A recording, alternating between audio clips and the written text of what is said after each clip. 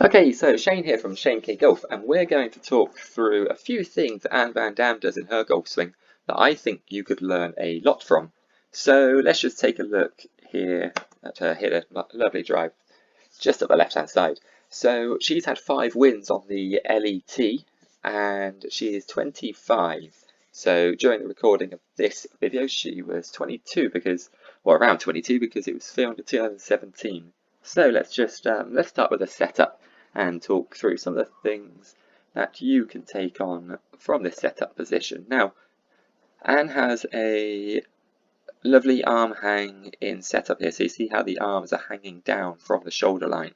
Now, something I often see with a few golfers that I teach is the arms are too far out in front of the body, so they might be down from kind of the peak of the cap here. So it will be just reaching out a little bit too much to the ball, which makes it very difficult to achieve a consistent strike. So golfers watching this video, you might want to try and strive for the arms just hanging down from the shoulder line. It will start with, it will feel like you're a bit too close. Just make sure that you do have the tilt in the hips, and your eyes are kind of outside your hands, so it's getting that tilt in your hips, feeling the weight in the balls of your feet, and subtle flex in the knees. So let's go to this face-on image here, and you can see that ball position is on the front foot. Now that is to help us achieve a positive angle of attack, or somewhere near positive. The last thing you want with the driver is to be too steep or hitting down into the ball too much, to have too much of a negative angle of attack, because that's just going to produce either too much spin on the ball, or you're just not going to be able to get any flight or any launch on it. So the average angle of attack on the LPGA tour is +1, and is actually -1 here, so she's pretty close to it.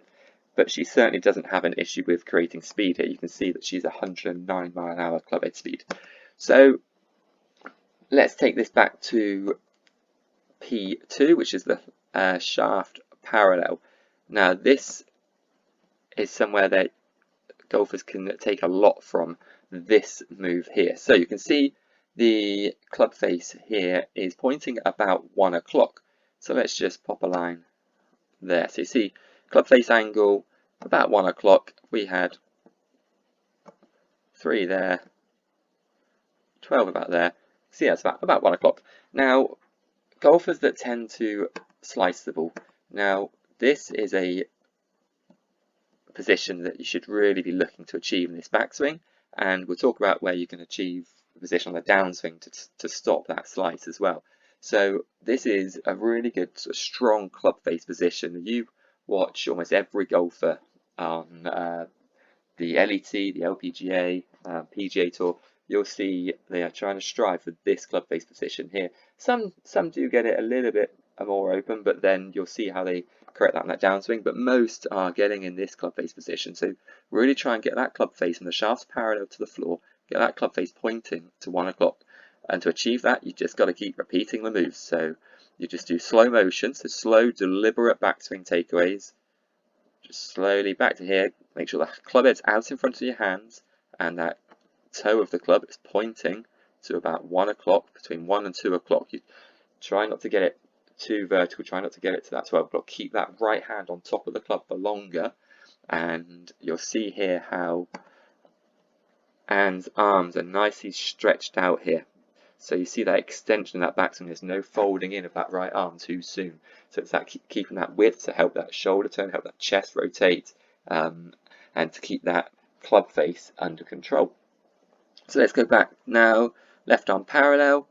You'll see how the shaft should be pointing kind of just outside the ball. Let's pop a line down there. So shaft angle just outside the ball here. And again, great rotation of this body. Look at the stretch in that left shoulder there into that backswing, and the hands nice and deep behind the body here. So it's just following the rotation of the chest as she works back. And then you'll see nice little flex in the hips, tilting, starting to tilt down a little bit. So you can see the tilt in the hip. So that right hip is working up, left hip's working down. So you can see from that left knee is working out a little bit. Let's go to setup. Pop a line down the knees here. See how that left knee is working closer to the ball. The right knee is working back a little bit to help get that sort of incline in the hip turn and the shoulder turn. Let's take it to the top. So these are all positions that you can look at in your own golf swing and think, oh, do I do this? And why don't I do this? Okay. Yes, she is now 25. She's going to be supple. We are probably not going to be as supple as Anne Van Dam, but we can find these positions. We can do certain things in our golf swing to help us achieve these positions. For example, this position at the top, you can see how Anne Van Dam's actually got quite a bit of flex in the right leg still, but she has got a great hip rotation and shoulder rotation.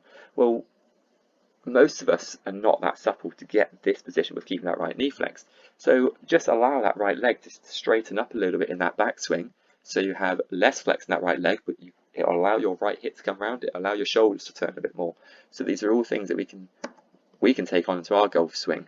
If you do like the video that you're watching, if you can hit the like button, and if you want to see more, then hit the subscribe button. So let's go on and talk about this downswing position now, about how you can find these positions. If you're a bit of a slider of the ball, then we can certainly talk about the club face position here at the top actually. So you can see club face is pointing very close to pointing vertical there.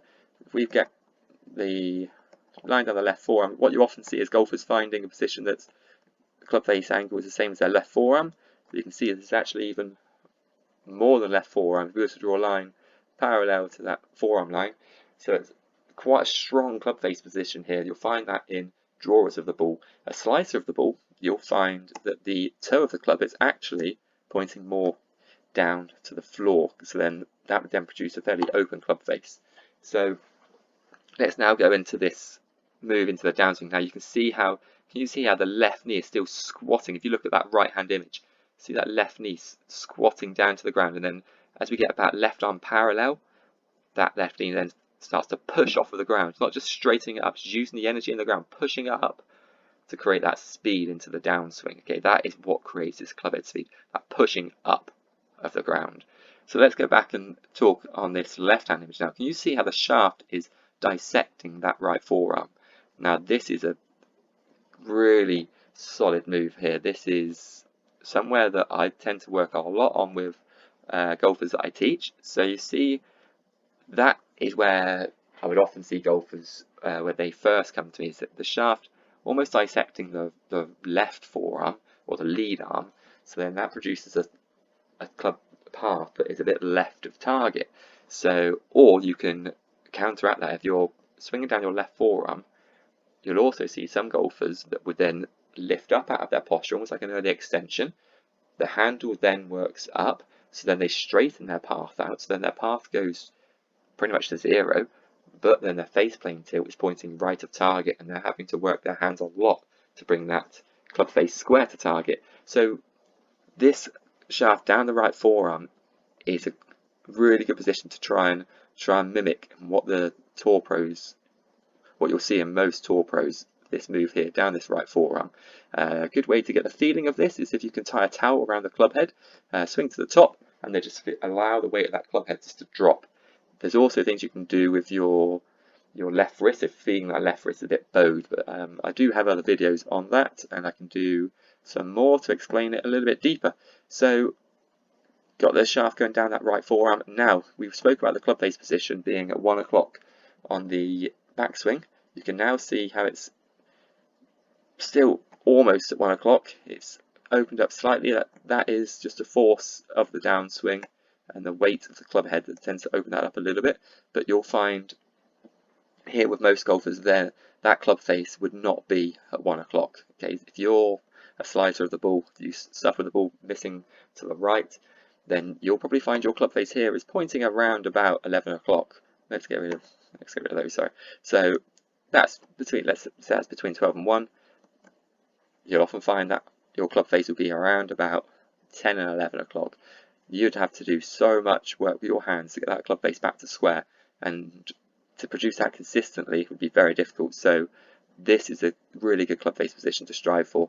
And again, it's a lot of it's about mirror work, feeling that right hand stays on top of the club for longer, and those left wrist conditions. Just check your left wrist as you do your backswing, coming to the top. Just see if you can look it in the reflection. Just see what angle you see your left wrist at. Is it nice and flat, like Anne Van Dam's here? It's not very clear, that colour, is it? Let's get that. So is it flat here? Okay, or are you seeing a bit of a cup, which would be an angle like so? Okay, or a bit of a bow, a bit of a John Rahm. Now, a bow would really help you if you can flatten that wrist out or bow that wrist a little bit. That would really help get that club face position on the downswing. This is assuming you've got a good grip as well. Grip can change all of this. If you've got a weak grip, then probably you're going to need to do a little bit more with that left wrist at the top. So it's all depending on what your grip is like. So there is this position here where we spoke about the club face pointing at between 12 and 1 o'clock for Anne. Now we spoke about the driving, the pushing up of the legs. Can you see the knee work here? Let's just draw a line down the knees. You'll see as Anne goes back into a backswing, left knee works close to the ball. Okay. Now watch the downswing. See how that right knee is actually working more towards the left knee rather than the ball. It's that drive, that push off the ground to allow that left leg to push up. So there's no kind of shift towards the ball or away from the ball. It's staying centered on the spot like a corkscrew. So using loads of energy of the ground. Then there's that big push up. Look at that hip rotation coming through the ball. This is great club face control. See how the club head stays out in front of the hands there. So there's no losing that club face, throwing it kind of left of the body. It's keeping that club face passive in front of the hands. Control over that club face as well. It did close over a little bit. You can see from the numbers on the bottom here, but the path of face relationship, we'll chat about that in a second.